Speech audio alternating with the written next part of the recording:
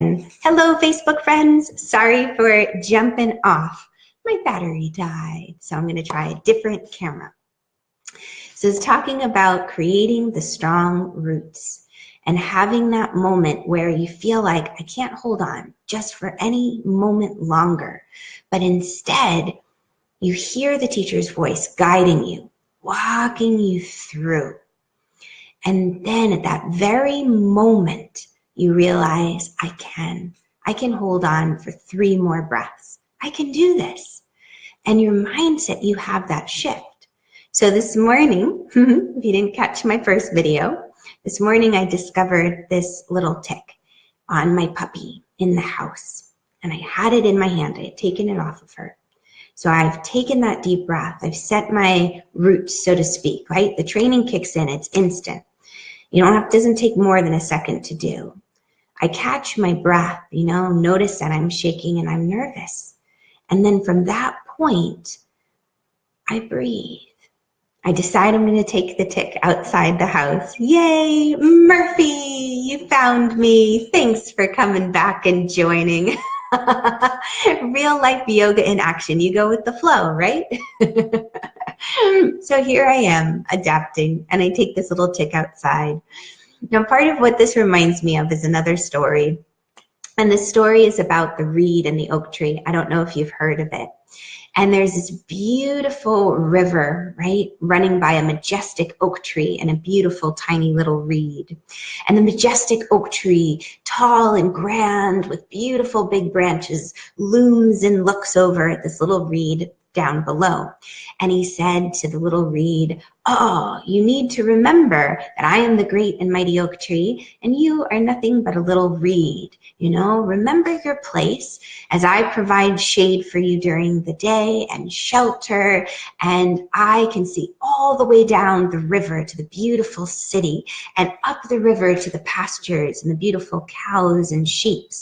So as you're watching," hello Alicia, thanks for joining. So as this majestic oak tree is sharing his story to the little reed, the waters begin to fall from the sky. It starts to rain. Spring rains have arrived. And so the waters of the river arrive and they start to rise. And as the waters of the river rise and they spill over the banks of the river, the little reed knows that he's going to be underwater soon. So he goes with the flow and he slowly leans down as the currents of the river wash over him. So after a day or two has passed and the sun comes out and the sun starts to help the waters recede and the little reed starts to pop back up and he feels the wonderful sunshine on him. And it feels glorious after being so waterlogged for a day or two. And he's enjoying the sunshine. And as he enjoys the sunshine, he discovers that, he's not in shade anymore. And he looks up. And the oak tree is gone, that majestic oak tree. And the oak tree, as he's looking around, he notices the oak tree's down the river a bit, jammed up against the side of the riverbed. And he said, "Oak tree, what happened?" And the oak tree said, "The waters rose and I thought I could stand tall and fight them and strong." But he was unyielding. He didn't bend and accommodate and go with the flow of the crazy river, right? And he was uprooted. He didn't have that ability to adapt. So we'll be in situations in a yoga class, situations that are uncomfortable, right?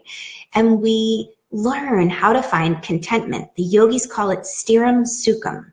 We develop a steadfastness. We create roots, but at the same time, we know those roots aren't going to be like one solid tree that stays by the river forever. We adapt, we shift, we move with our environment. We know that if it's raining outside, we'll bring an umbrella, right? If it's a sunny day, we'll put on our sunblock. We adapt, we make a shift with the moment. So here in the morning, as everything was running rampant and crazy at my house, and I was feeling quite shaken because of my beliefs around ticks, and just trying to figure out, what do I do? My son's saying, "Flush it down the toilet." And all I can think of is that great commercial. Did you ever see it with the monk, the Buddhist monk walking through the forest, and he's so careful not to step on any little insects or bugs, and he gets back into his house and it's springtime, so allergies hit, and he blows his nose and he looks at the Kleenex box and it says, kills 99% of germs and bacteria. And he's like, oh no, right? Usually I take my little insects and I place them lovingly outside the house, but I didn't want this little tick making his way back in.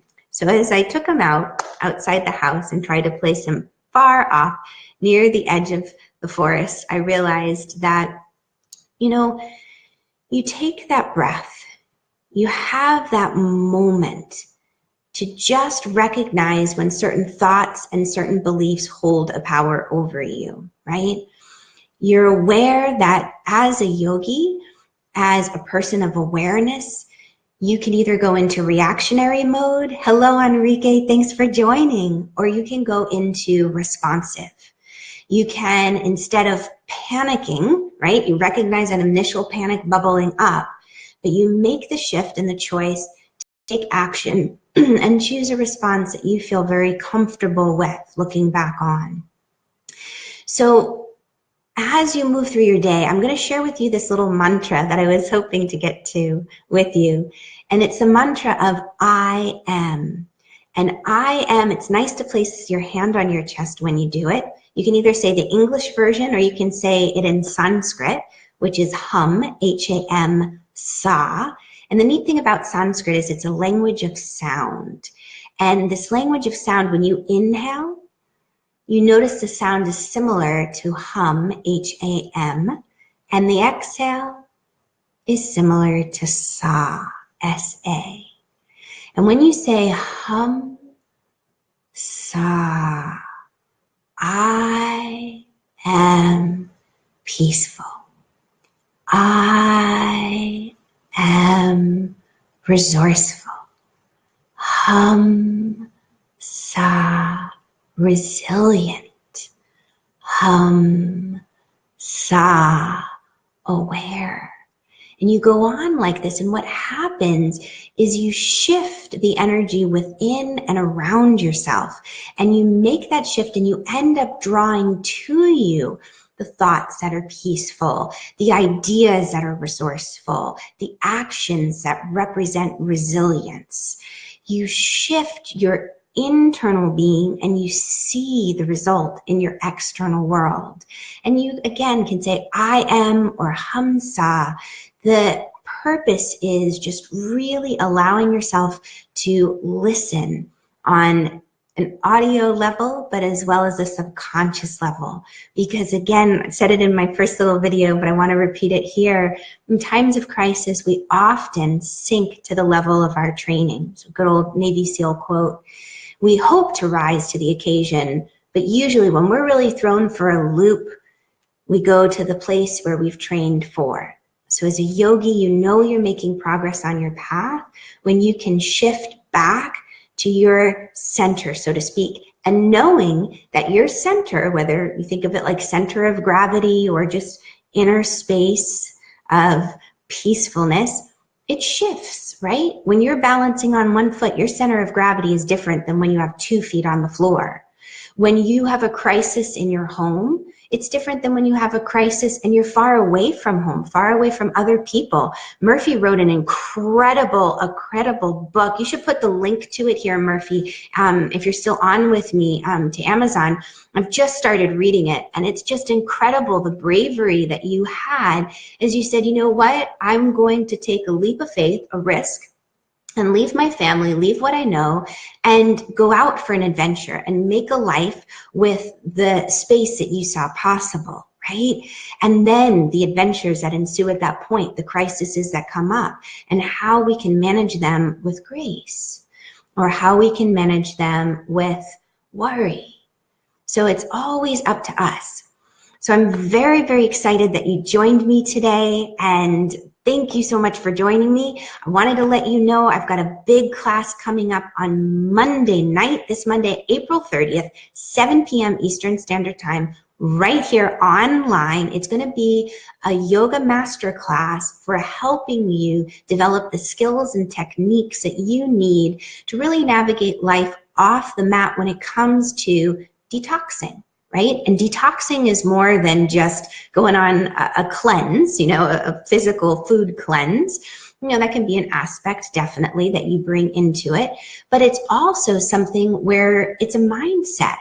It's using mantras to help clear your space, whether it's I am, or whether it's yoga mudras. Oh, good, Murphy, you added your link. Fantastic. So yeah, it's a real adventure. I just started reading it. It's, wow, it blew me away what I've read so far, and I'm only like 20 or 30 pages in. So this class on Monday night, you'll get mantras to help you detox, to let go of harmful thoughts, right? Thoughts that are just distracting you and not serving you. In addition, visualizations, various meditations, crystals, some of my favorite crystals for helping to let go, the selenite, if you know selenite, right? And then even the yoga poses, the twists that are so intelligent to help us lose the heaviness and weight that maybe we gained around our middle, yes, through the winter months. But also, what about between our ears? That heaviness and weightiness of, oh, I don't know if I can do it. You know, sometimes just having the inspiration of coming together in a group and of realizing that, oh, just a few more breaths, you're almost there. Don't give up. You've got this. I see you. So I would love, love, love to have you. I will put the link to it in the comments or up in the description. Facebook will let me, but it's the Yoga Master class for this month of April, all on detox. And because you're my special friends and you jumped online with me for this call, I've got a special coupon for you. So I'll PM you that coupon. Keep your eyes open for it. Okay, have a wonderful, wonderful day. And any replay viewers who jump on, if you want the coupon, just drop a little GIF and I'll send it your way too. Okay, have an amazing day. Remember Hamsa, and I will catch you on the flip side. Lots of love. Bye-bye. It's interesting.